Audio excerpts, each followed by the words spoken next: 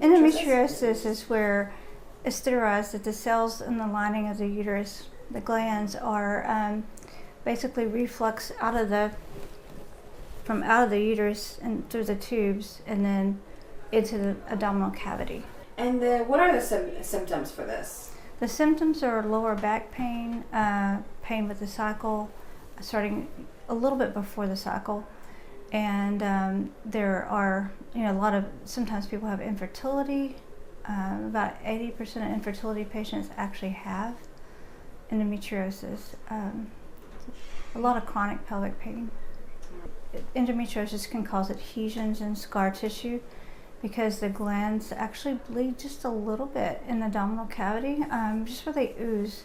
And when they do that, they cause scar tissue and a lot of nerve pain. So they have deep pain in their pelvis. Sometimes actually the glands have a nerve growth factor that go deep into the intestines and sometimes cause pain in the intestines and in the lower back. It doesn't matter what culture or racial background you come from. For endometriosis, it's non-discriminatory that way. However, family history, if a mother has it, then a female daughter would have about a 7 to 10-fold higher chance of having it. And what are the age ranges usually?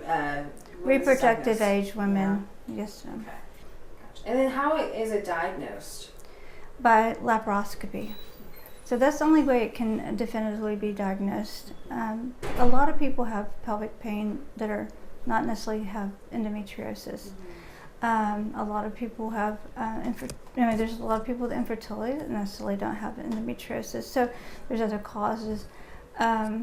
So the main way we diagnose is laparoscopy.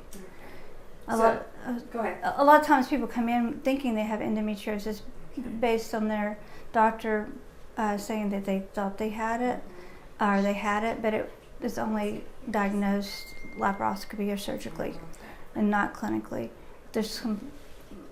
It's very hard to diagnose clinically. Some suspicion whenever the uterus is non-mobile, or you can feel some nodularity along the back wall of the uterus.